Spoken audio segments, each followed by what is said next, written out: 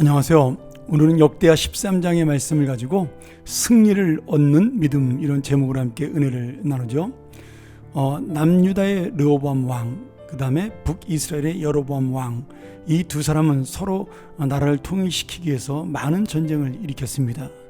그리고 이제 르호보암 왕이 죽고 그의 아들 아비야가 되었을 때 본격적으로 정말 전쟁이 벌어지게 됩니다.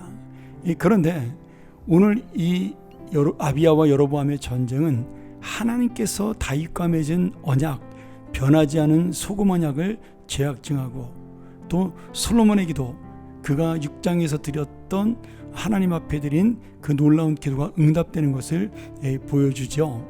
아비야 왕은 전쟁에 앞서서 북이스라엘이 다윗 왕과 맺은 하나님의 언약, 하나님의 율법을 지키지 않으므로 그들이 신앙을 버렸다라고 꾸짖습니다. 그러나 우리 남유다는 하나님이 약속하신 다윗의 후손으로 나라가 유지되고, 그 성전에서는 제사장들이 규례에 따라 하나님께 제사한다라는 사실을 밝힘으로 그가 지금 믿음으로 살아가는 자의 모습이 무엇인지를 보여주고 있는 것이죠. 르호보암 때는 이곳저곳 국경지역에서 산발적으로 서로 치고받은 작은 분쟁의 형태로, 이걸 우리가 국지전이라 그러죠. 그런 전쟁으로 끝났지만 이 아들 아비야가 왕이 되었을 때는 정말 6.25 전쟁처럼 남북전쟁이 벌어지게 됩니다. 그러면서 이 전쟁 가운데 아비야의 이 고백, 그리고 아비야의 선포가 바로 북이스라엘이 패배하는 그런 불신앙의 원인이 되는 것이죠.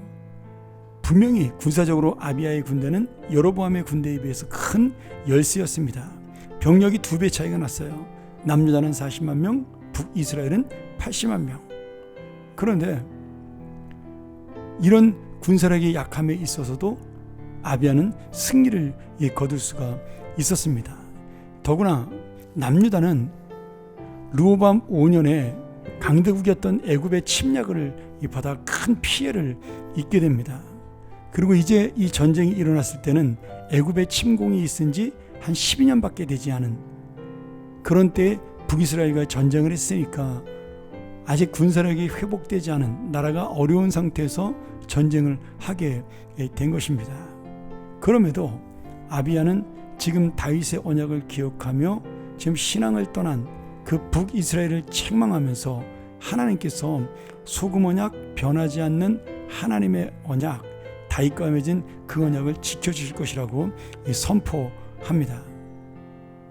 물론 아비야의 믿음이 다윗과 솔로몬처럼 그렇게 아주 신실하지는 않았습니다. 그럼에도 가장 어려운 때 아비야는 영적으로 할아버지, 그리고 그 증조 할아버지가 믿었던 하나님, 또 비록 르호보암이 나중에는 떠났지만 의지할 때 강대국이 되게 하셨던 하나님의 은혜를 알고 그 하나님 말씀 앞에 순종하며 이 전쟁을 준비하게 된 것이죠. 그러니 지금 이 아비야는 다른 건 몰라도 하나님께 예배드리는 것만큼은 하나님의 말씀대로 순종을 했고, 또 영적 지도자인 제사장들의 권위를 인정하고 그 말씀에 순종을 합니다. 그래서 40만을 가지고도 80만이나 되는 2배의 북이스라엘 군대 앞에서도 담대할 수가 있었던 겁니다. 아비야의 마지막 결론이 참 믿음 있는 고백이죠. 우리가 하나님이 함께 하시기에 반드시 승리할 것이라고 선포합니다. 그러니 하나님이 함께하는 우리와 싸움은 너희 북이스라엘 군대가 다치니까 싸우지 말라고 오히려 이 2배의 군대를 갖고 있는 북이스라엘을 걱정해주는 여유까지도 보여주게 되는 것이죠. 결국 북이스라엘은 남유다에게 대패를 하고 여로보암 왕은 이 엄청난 패배의 충격을 회복하지 못하고 몰락하게 됩니다. 20절에 이런 말씀이 나와요. 아비야 때 여로보암이 다시 강성하지 못하고 여호와의 치심을 입어 죽었다. 즉 그가 힘을 회복하지 못하고 하나님께 심판을 받았다라는 말씀이죠. 오늘 여러분, 우리가 이 말씀을 바라보면서 정말 하나님 앞에 내가 살아가는 것, 믿음으로 주님을 의지하는 것, 변하지 않는 소금 언약과도 같은 하나님의 약속을 붙들고 살아가는 것, 그것이 바로 승리를 얻는 믿음이요, 또 미래에도 승리를 얻을 믿음이다, 이렇게 말씀하고 있습니다. 오늘 다시 한번 이 말씀을 기억하면서 하나님의 은혜를 기억하는 자, 하나님의 약속을 기억하는 자, 그 변하지 않는 소금 언약으로 주님과 함께 살아가는 자가 되어 오늘도 날마다 승리를 맛보는 믿음의 인생이 되기를 간절히 축원합니다.